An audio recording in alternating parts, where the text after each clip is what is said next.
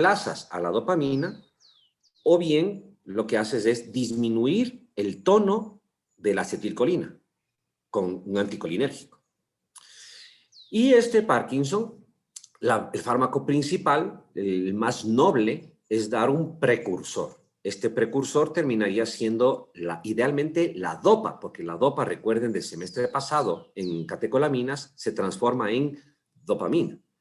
Pero no podemos dar dopa porque la dopa se degradaría rapidísimo, no se absorbería casi nada a nivel intestinal, ya empezaría a actuar incluso en el propio circulación intestinal, lo que es la COMT, y después la monoaminoxidasa a nivel central acabaría de degradar. Y por lo tanto, no podemos dar dopa. Usamos a la dopa levogirada, por eso es la levodopa, una molécula un poquito diferente como precursor. El problema de la levodopa es que también sufre esta degradación y logra penetrar a nivel central apenas un 3%. De toda la levodopa que diste y que alcanzó concentración plasmática, apenas el 3% llega al sistema nervioso central para ser usado por las neuronas. Por eso le asociamos con carbidopa. La carbidopa sirve de suicida. La carbidopa es el Robin del Batman, ¿ok? Por así decirlo. Y entonces las enzimas que degradarían a la levodopa se entretienen sacándole la madre a la carbidopa y eso le deja a la levodopa en paz para que penetre más en el sistema nervioso central. Así que suelen darse combinadas. Esta levodopa, sin embargo, no es que incrementa muchísimo, sube apenas al 10% la penetración del sistema nervioso. ¿Ok? Pero de todas maneras es fármaco esencial y básico. Siempre se comienza con levodopa. Después, obviamente, si es que el paciente no responde a estas primeras terapias, el especialista, Parkinson es de especialidad, ustedes en atención primaria máximo podrían dar levodopa y luego sí pedir que haya un seguimiento de especialista porque es una enfermedad degenerativa progresiva crónica. Y entonces sí va a necesitar apoyo de especialidad, de neurología. Ahí es que ellos van comenzando a mirar. No respondió bien a levodopa, pues entonces voy a dar un agonista de receptor D2, un agonista dopaminérgico. O voy a dar un anticolinérgico. Y muchas veces se terminan combinando fármacos de distinto mecanismo de acción para lo que es el tratamiento. ¿Ok? Esto es lo que cuento en ese artículo breve, más unos datos de epidemiología de la enfermedad que les he dejado en el aula. ¿Alguna pregunta de Parkinson hasta aquí? ¿No? Vale. El segundo tema que estoy liberando, que también es complementario y que es de especialidad también, es el de los antipsicóticos.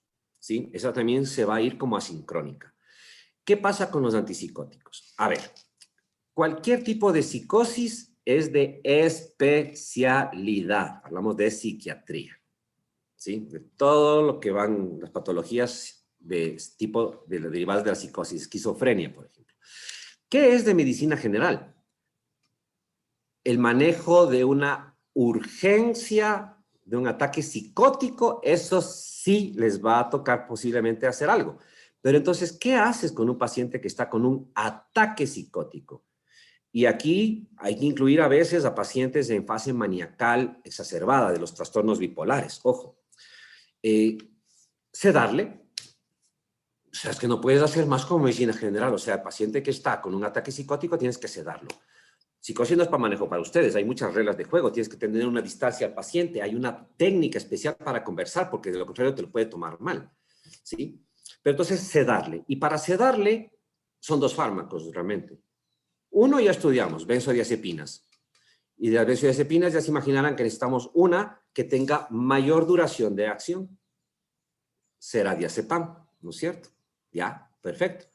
Y el segundo es haloperidol, que es un antipsicótico. Con ese se le va a sedar.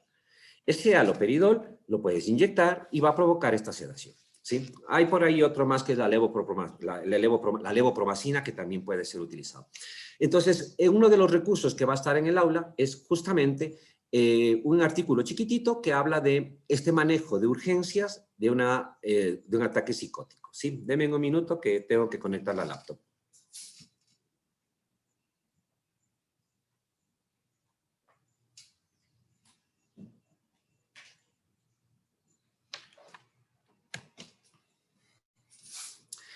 Los antipsicóticos, entonces, en general, farmacológicamente, es fácil entenderles. Dos grandes grupos: antipsicóticos de vieja generación y antipsicóticos de nueva generación. Los de vieja generación, farmacológicamente, se les dice antipsicóticos típicos, porque típicamente eran los usados en la psicosis. Los atípicos, ¿vale? Entre estos antipsicóticos típicos de vieja generación, bloquean al receptor de dopamina. La dopamina, recuerden ustedes, media la racionalización de las percepciones. En estas rutas tálamo-corticales, pero por la vía mesolímbica específicamente. Un paciente que tiene esquizofrenia, recuerden ustedes, tiene el sensorio intacto. Es el pensamiento el perturbado. Y ese pensamiento, esa racionalización de las cosas depende de dopamina. Por eso cuando te dan escopolamina, alucinas, porque la escopolamina te quita la acetilcolina, se potencializa la dopamina y empiezas a alucinar. Por lo tanto, en una psicosis está potencializada la dopamina y hay que disminuirla, ¿sí? ¿A qué nos referimos aquí con el sensorio y el pensamiento perturbado? Por ejemplo, yo no veo aquí una escobilla. O sea, esto es una escobilla. ¿Ya? Mi sensorio lo ve de esta manera. Mi pensamiento me dice que no, que esto es un pequeño misil teledirigido. Yo les miro a ustedes en la pantalla. Les miro, les puedo reconocer sus facies, pero no digo mentalmente, no racionalizo que son estudiantes en Zoom. Yo digo, no, son un grupo de pequeños enanitos perversos que lo que quieren es lavarme el mate y que todos conquistemos el mundo. Este es el típico caso de la esquizofrenia. Sensorio intacto, pensamiento perturbado. Y así son todas las psicosis. Y entonces, ¿qué es lo que hacemos como antipsicóticos? Quitamos tono de dopamina. Tienen, por lo tanto, efecto antidopaminérgico. Estos típicos de vieja generación bloquean el receptor de dopamina, el D2, y obviamente, entre efectos indeseados, trastorno del movimiento, que no es Parkinson, sino parkinsonismo, porque estoy bloqueándole al receptor.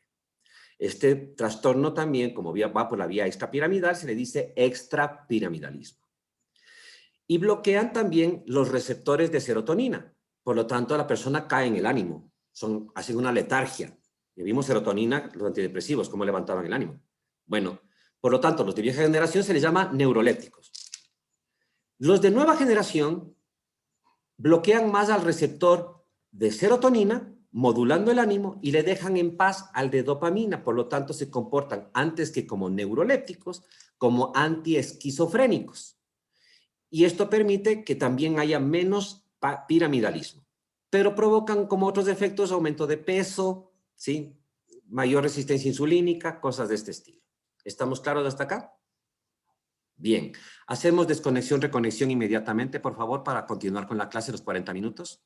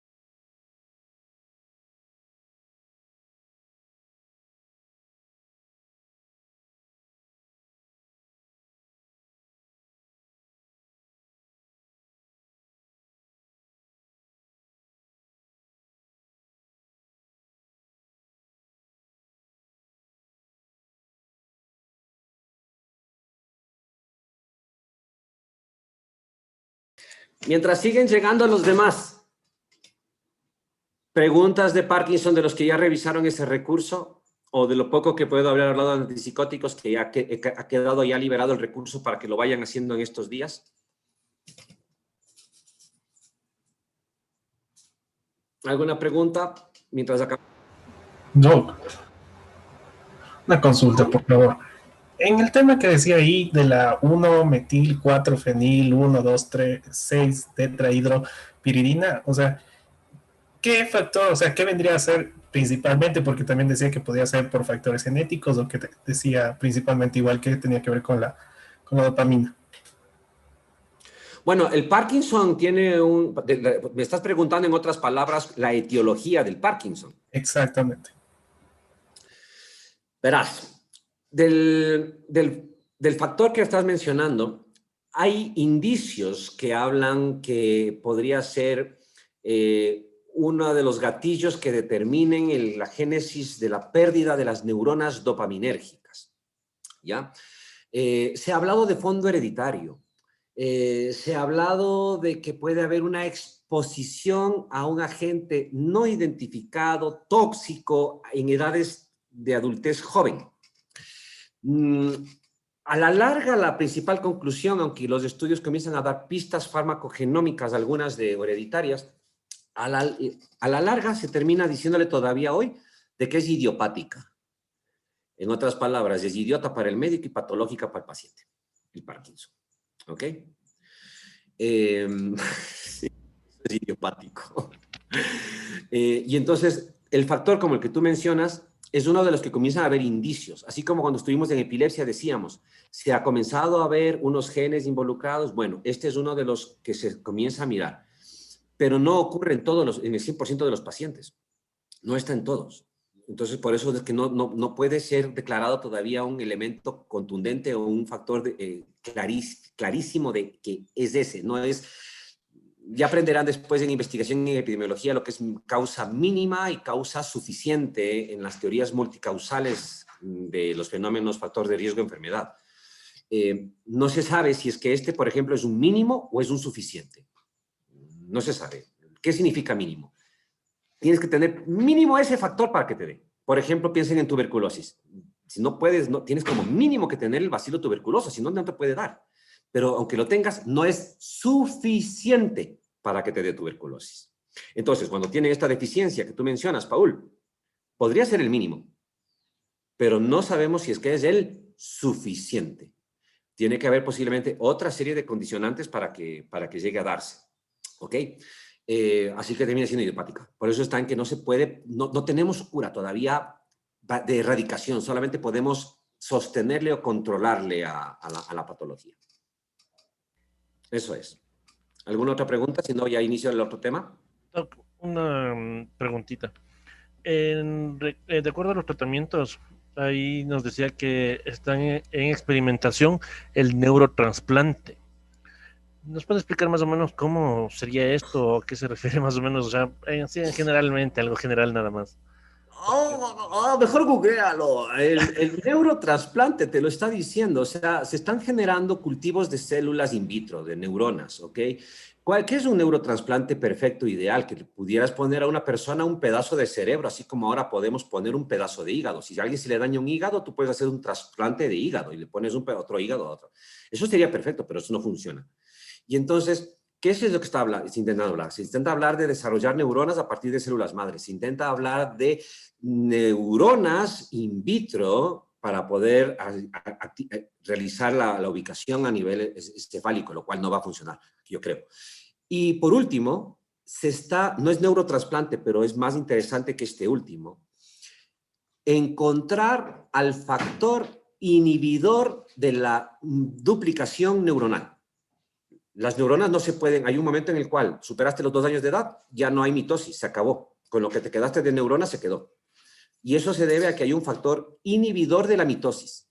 Se está buscando el factor inhibidor. Si encontramos cuál es el factor inhibidor, podemos crear un medicamento que inhiba el factor inhibidor. Y chao, amores, si se inhibe el factor inhibidor, se desinhibe. ¿Sí? Denme un minuto.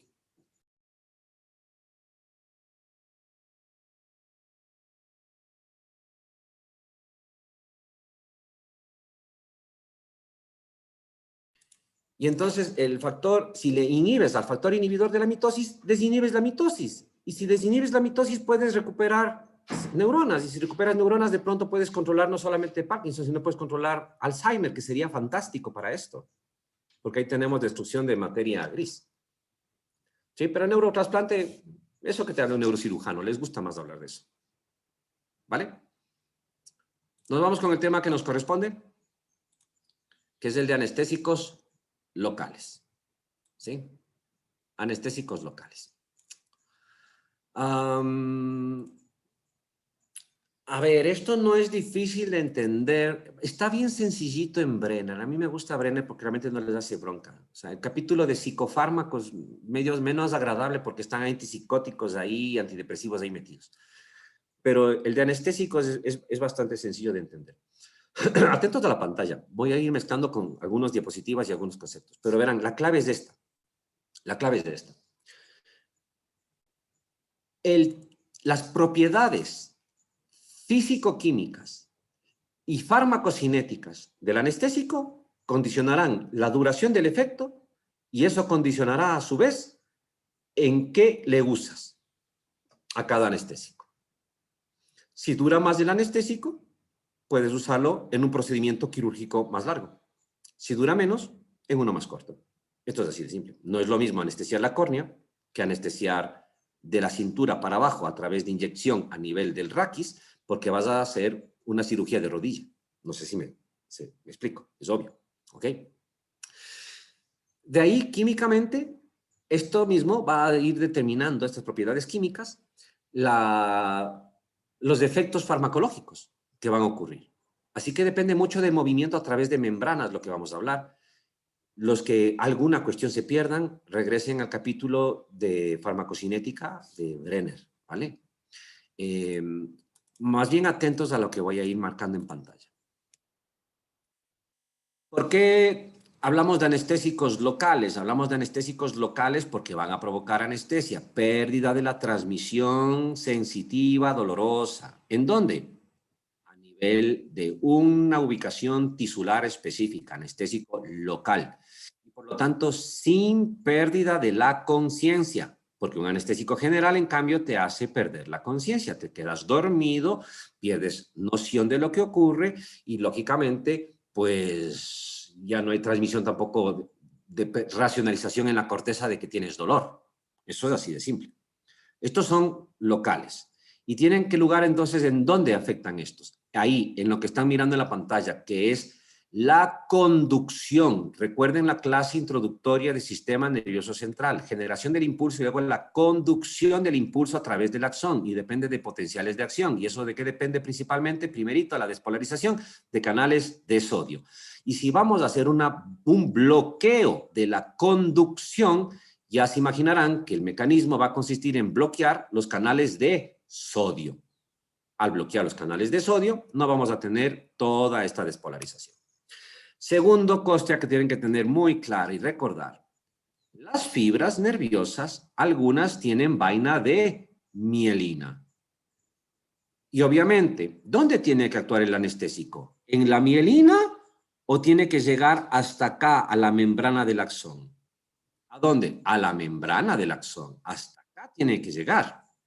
Por lo tanto, aquellas que tengan mielina, el axón, digo, el fármaco, el anestésico, para poder llegar necesitará tener más liposolubilidad. Esto es así de simple, para poder atravesar los tejidos y llegar más a la membrana. El concepto anestésico local, bloqueo reversible de la conducción nerviosa con recuperación después de que pasa el efecto. Químicamente, ¿cómo son los anestésicos locales? Tienen tres partes aquí. Una porción de un anillo aromático, en este caso miren los bencenos con los dobles enlaces adentro, que tiene una tendencia a ser lipofílico. Le permite tener una direccionalidad, una polaridad hacia los lípidos. El otro extremo, miren aquí estos nitrógenos de aquí, unidos con estas cadenas laterales de otras moléculas, de otros átomos, perdón. tiene un punto amino terminal, o sea, es una porción amina, tiene los nitrógenos. Y lo que les va a diferenciar de entrada es la cadena intermedia, lo que les une. Estas cadenas intermedias podrían ser de tipo éster, recuerden de química, aquí está el carbono, doble enlace a oxígeno. Podrían ser ésteres o podrían ser amidas, nitrógeno con hidrógeno, amidas. Este es amina, amidas, ¿ok? Bueno, los ésteres son muy fácilmente hidrolizados. ¿A través de qué? De esterasas. ¿Qué es la hidrólisis? Recuerden, farmacocinética, reacción de biotransformación de fase 1, en la cual existe fractura de la molécula utilizando una de agua, ¿no es cierto? Hidrólisis. Y entre las moléculas, entre las enzimas que hacen esto están las esterasas. Y estas esterasas que rompen ésteres a través de hidrólisis, hay varias a nivel tisular y a nivel plasmático. Por lo tanto, los anestésicos locales que son de tipo éster son fácilmente biodegradados. Si son fácilmente biotransformados, la duración del efecto va a ser más corta. Los anestésicos locales que son de tipo amida también hacen reacciones de fase 1 de biotransformación, pero basadas en óxido-reducción. Eso significa que necesitan del sistema microsomal del P450. Así que esas son reacciones que toman más tiempo. Por lo tanto, se demoran más en ser biotransformados, tienen más duración del efecto. ¿Estamos claros hasta acá? Bien. ¿Qué ésteres hay? ¿Qué nombres de principios activos? Miren, cocaína, que es una droga ilícita, sí, actualmente, pero en sus orígenes la cocaína era un anestésico. No es que esto nos dieron el semestre pasado de que inhibía lo que era la recaptura de noradrenalina y esto llevaba justamente a que haya más potencialización psíquica y física y es un dopaje. Sí lo es. Pero la cocaína también tiene efecto anestésico local y se usaba con esas finalidades, como anestésico para los dientes, como anestésico para la garganta, para la carraspera e incluso para suprimir la tos. Y ese que era como jarabe para suprimir la tos, luego se le quitó la cocaína y se quedó el jarabe con burbujas. Porque esa es la historia. Procaína, tetracaína, benzocaína. La tetracaína, por ejemplo, usan los oftalmólogos en forma de solución para el nivel ocular. Benzocaína. Y yo les invito a que, por ejemplo, estando ustedes en el Supermaxi, en Fibeca, en alguno de estos, o sea, miren, por ejemplo, estas pastillitas que son para quitar la carraspera, que la mevocaína, que el Oralcept, que el Oracol, que el decatileno, empiecen a mirar qué nomás contiene y se van a topar de que algunos tienen de estos anestésicos locales. Porque claro, la anestesia es la garganta a chupar la pastilla y pierdes la sensación sensitiva de la carraspera. ¿Ok? Todavía se usa la benzocaína, por ejemplo, sobre todo la benzocaína. O derivados de esto. Bien. Por otra parte, todos estos ésteres entonces duran poco tiempo. En general duran poco. ¿Sí? Y las amidas. En las amidas, en cambio, tenemos a la lidocaína, que es uno de los que ya han oído, que ya seguramente hasta pueden haber tenido una idea de cómo se utiliza. Mepivacaína. Bupivacaína va a ser otro que van a oír muchísimo en el hospital. Y la etidocaína. Estos, como son amidas, de entrada tienen más duración de efecto porque decimos que se van a metabolizar más lentamente. Bueno, a esto se suman dos cosas. A esto se suman dos otros elementos farmacocinéticos. Uno, la liposolubilidad. Mientras más liposoluble tú seas, más fácil te mueves a través de los tejidos, más fácilmente penetras y alcanzas el axón, más fácilmente tu efecto. Como es más fácil, con concentraciones más bajas logras el efecto. Por lo tanto, tienes más potencia farmacológica. Potencia era la concentración necesaria en la biofase para ejercer el efecto. ¿Ya? Liposolubilidad una, potencia otra. Más liposolubilidad, más potencia, más efecto anestésico. Así de simple. Y más duración. Si es que eres liposoluble y encima eres una amida, te demoras mucho más tiempo en ser biotransformado y llegaste más rápido. Así que el efecto se va a alargar más. Y luego está la fijación a proteínas, a las proteínas, no a las plasmáticas, a las tisulares. ¿Ok? Si te fijas más a proteínas tisulares, que no son de alta energía, es como con la albúmina. ¿Ok? Pero vas a estar más tiempo ahí en el tejido. Mientras más te fijas a proteínas, menos te absorbes. Si menos te absorbes, más te quedas localmente, más efecto, más duración de efecto. Si te ligas poco a proteínas, te absorbes más rápido y por lo tanto llegas al riñón y al hígado y te vas. ¿Ok? ¿Estamos? Bien. Cuando combinamos todo esto, nos sale esto. Procaína era un éster. Es la base de comparación. Uno de liposolubilidad, uno de potencia relativa, comienza acción lenta, se liga bajito a proteínas, apenas un 6%, dura el efecto 60 minutos. Duración corta. Otro, lidocaína. Este ya no era un éster, este ya era una amida, ya se demoraba más, duraba más. 3 veces más liposoluble que la procaína. Por lo tanto, alcanza más rápidamente la membrana, es más potente. Por lo tanto, su efecto es mucho más rápido. Y se liga mucho más a proteínas plasmáticas. Y encima era una amida que se biotransforma lento, duración del efecto entre 90 y 200 minutos. O sea, ya prácticamente 3 horas facilito. Bupivacaína, miren acá, bupivacaína. 30 veces más liposoluble que la procaína. 8 veces más potente. Encima es un éster, se demora en ser biotransformado. Y encima se liga en un 95% de proteínas plasmáticas, tranquilito, hasta 10 horas de efecto farmacológico.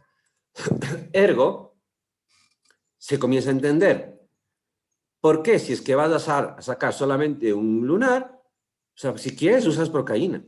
Ah, no, pero es que tienes que coserle el brazo que se había cortado, entonces usas lidocaína. Ah, no, es que le voy a hacer una cirugía, le voy a hacer una herniorrafia o le voy a hacer una histerectomía o una cesárea, que ya me va a tomar más tiempo o necesito más efecto anestésico, pues uso bupivacaína. ¿Se comprende? De esto va a ir dependiendo. Los anestésicos van a tener chance de aprender en anestesiología porque ellos vuelven a dar los fármacos porque si no, no tienen materia que dar.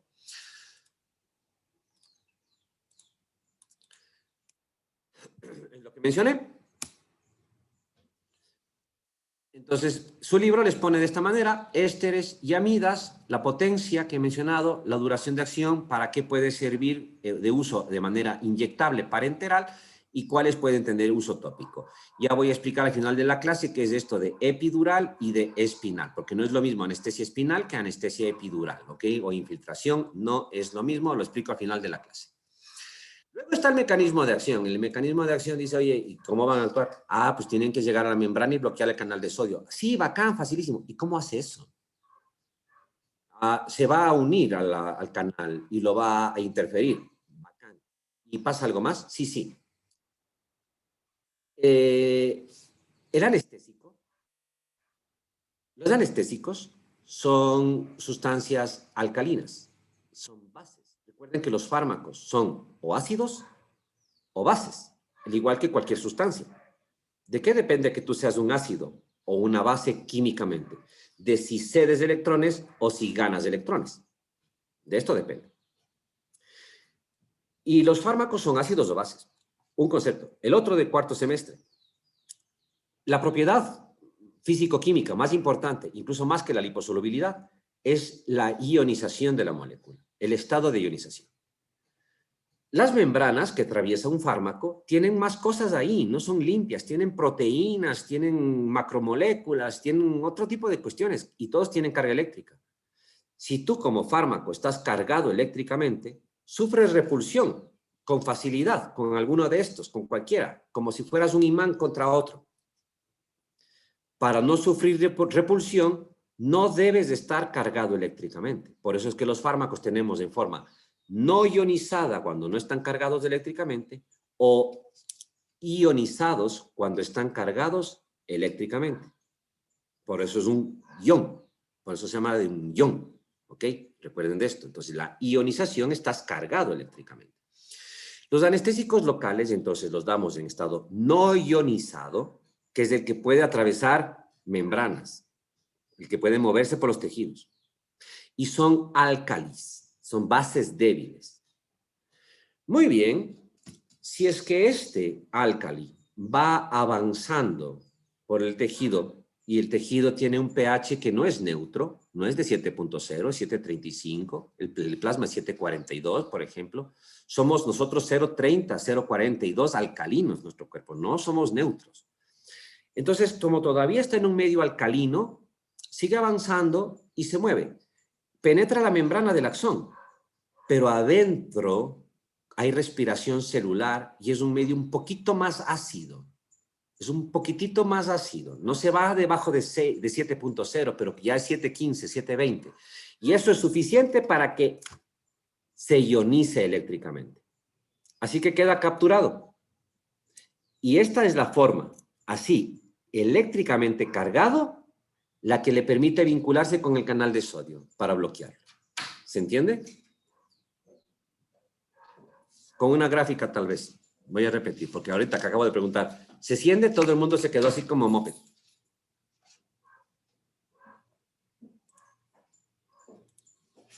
Si es que tienen que regresar, chicos, a los capítulos de farmacología básica, tienen que hacerlo. A ver, miren. Nociceptores periféricos. El axón va por aquí la conducción del impulso nervioso y tiene que luego llegar a la columna vertebral, meterse, alcanzar la médula espinal y dejar el impulso en otra neurona que va a subir por la vía espinotalámica, llevando el dolor. ¿Dónde tenemos que bloquear la conducción? Aquí. ¿Con qué? Con un anestésico local. ¿De qué depende esta conducción? De los canales de sodio. Doy el anestésico local. El anestésico local no está ionizado. Como no está ionizado, se mueve a través de las membranas. Logra atravesar vaina de mielina, si es que existiera, logra entrar al interior de la célula y aquí se ioniza, aquí se protoniza. Y esta carga eléctrica que adquiere le permite que se vincule con el canal de sodio, bloqueándolo e inactivándolo. ¿Se entendió?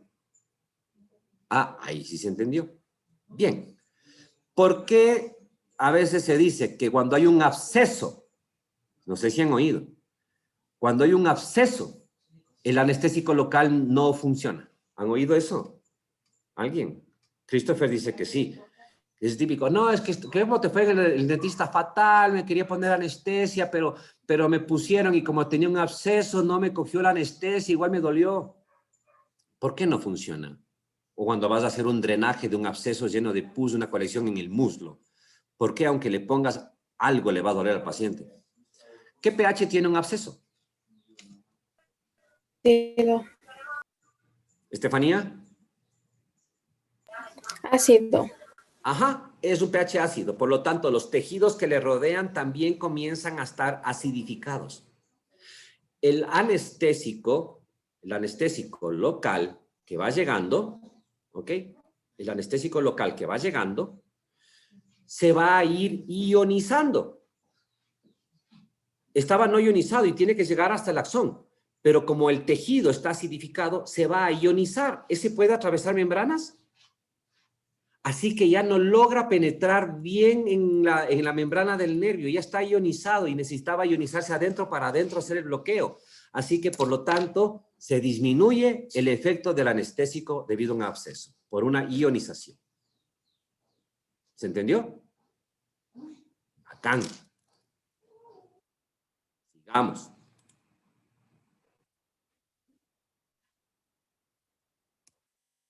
Esto es lo que decía, entonces bloquean desde adentro. ¿De qué depende? De que estén funcionando.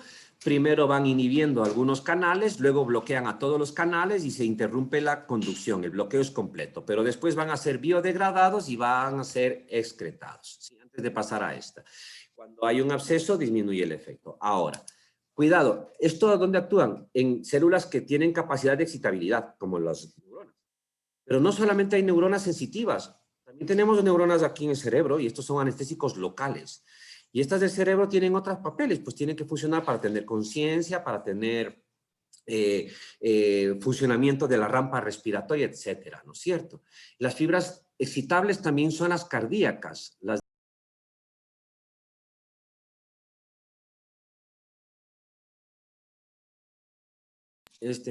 y entonces, las fibras cardíacas también son excitables, tienen automatismo.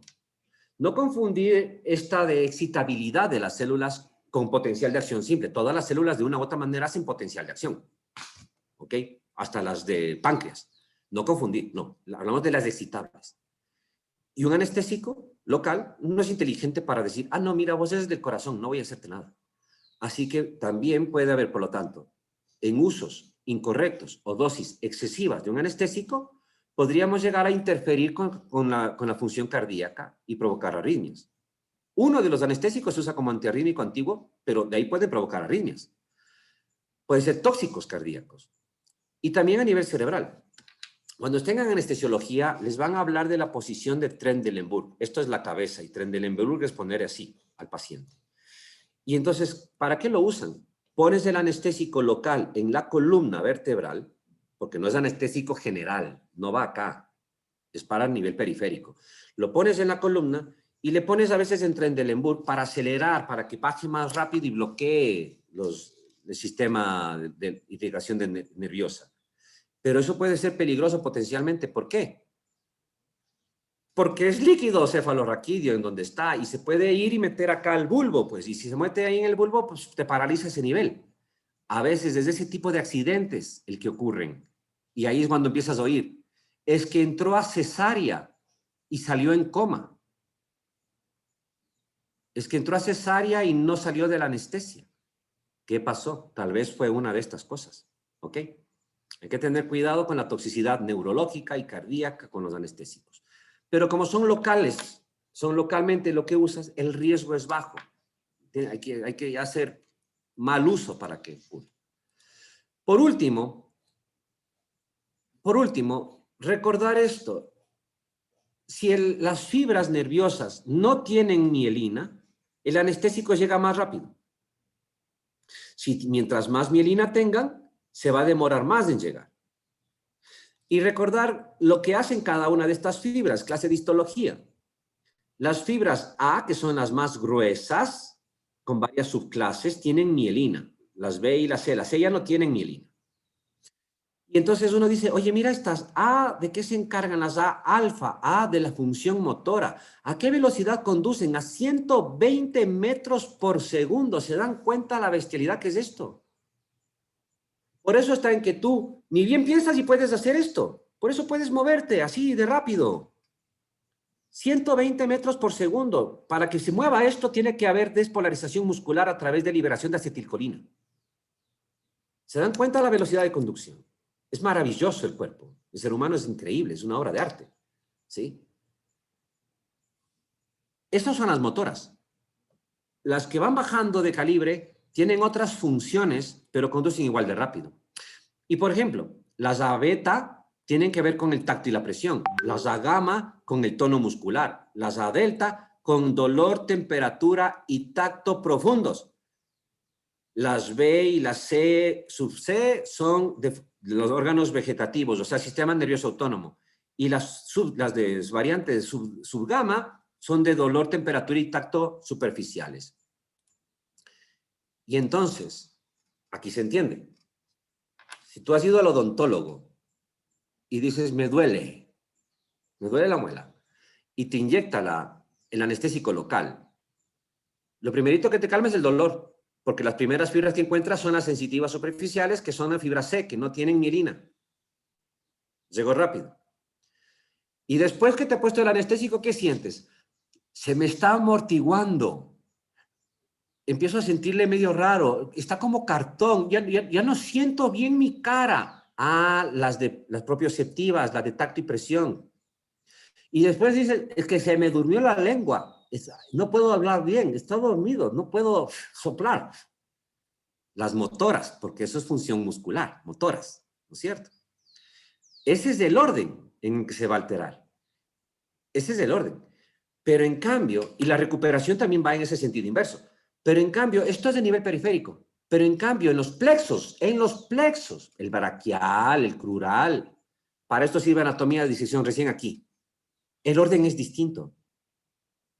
En los plexos, a ustedes dijeron anatomía, van las 3 fibras juntas, va la sensitiva, la motora y la autonómica, el sistema nervioso autónomo, así van los nervios, sí, y son un montón, vieron en histología, pero, y forman los nervios, los haces, pero en los plexos, las que están por afuera son las motoras. Y entonces, si inyectas un anestésico local en un plexo como el braquial, lo primero que vas a perder, en cambio, es función motora. Y después vas a perder propiocepción. Y después vas a perder dolor profundo. Y al último vas a perder dolor superficial. ¿Se entendió? Eso es lo que luego aquí repito. Y entonces las de menor diámetro son las más sensibles, las C que tienen que ver con un tipo de dolor superficial, y por acá están las gamma y las delta que tienen que ver con otra propiocepción. Y por eso está en que pierdes dolor, temperatura, tacto, propiocepción y al final las motoras. ¿Excepto dónde? Excepto en los plexos, porque en los plexos las motoras están por fuera. ¿Para qué nos sirve? Obviamente como anestésicos o efectos indeseados, la arritmia que puede haber. Ojo, cuidado, la lidocaína tiene un uso como antiarrítmicos, lo veremos en la unidad número 3. Ha sido reemplazada por adenosina, que es mucho más segura. Se usaba la lidocaína anteriormente para suprimir las arritmias ventriculares postinfarto agudo de miocardio. Todos son depresores de la actividad cardíaca, y esto de aquí es importante, la vasodilatación arteriolar, que es un efecto que provocan. Como están provocando un efecto anestésico, no funcionan periféricamente. Periféricamente tampoco las del sistema nervioso autónomo, incluyendo las noradrenérgicas, que liberan noradrenalina para que haya vasoconstricción. No funcionan. Y entonces aquí tenemos dos cosas. La una, si has dado una anestesia en columna, un anestésico local de estos, hay un peligro de que, como está dormido el sistema nervioso autónomo, no haya todavía vasoconstricción, no haya, por lo tanto, aumento de resistencia periférica y el paciente tenga tendencia a la hipotensión arterial. Y, en cambio, cuando lo has usado de manera local como lidocaína infiltrada en el tejido, le ponemos adrenalina para que haya vasoconstricción, se absorba menos del anestésico y dure más tiempo, y para que disminuya el hecho de sangrado. Pero si usas esa lidocaína con adrenalina en lugares terminales de riego sanguíneo, puedes provocar isquemia. Por eso está en que luego les van diciendo, para este tipo de situaciones usamos lidocaína con adrenalina, y para estas otras usamos lidocaína sin adrenalina. ¿Ok? Y por último, esta imagen.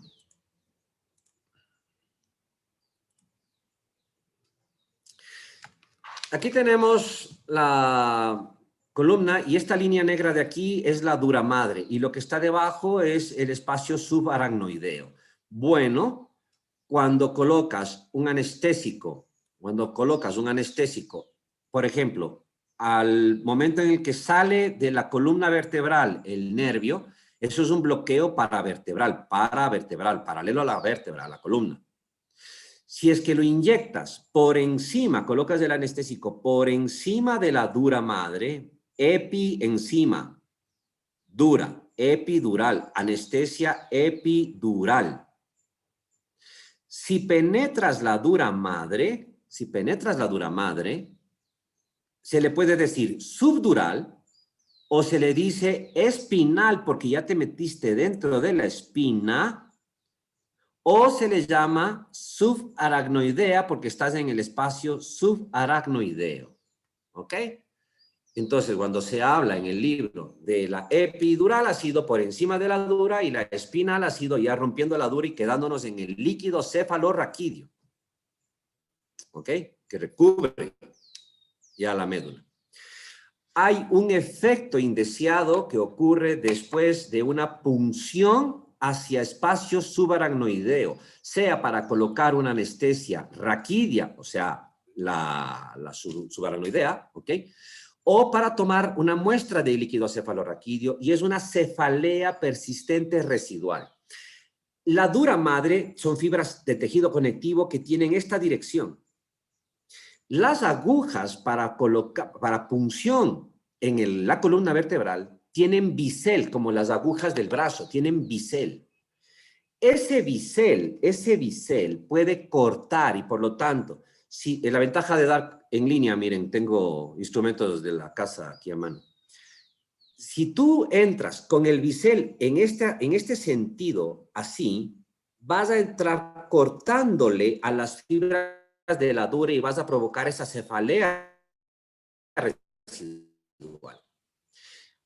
Tienes, por lo tanto, que al pinchar en la columna para tomar una muestra de líquido cefalorraquídeo o colocar un anestésico de estos, girarle a la aguja para que el bisel entre lo más perpendicular posible y entre, por lo tanto, la epidural ya te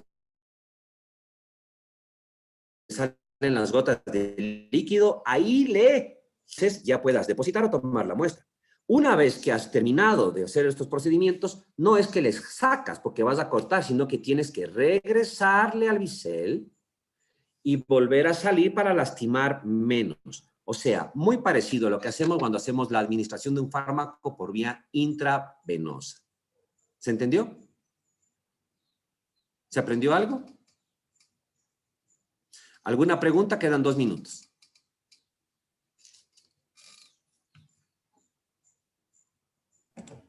Doc, esa sensación de, o sea, de tacto que queda cuando le ponen un anestésico local, ¿cómo se puede, o sea, le puede dar algo al paciente, tal vez como una benzodiazepina para evitar esa ansiedad que da al sentir que le están abriendo? No.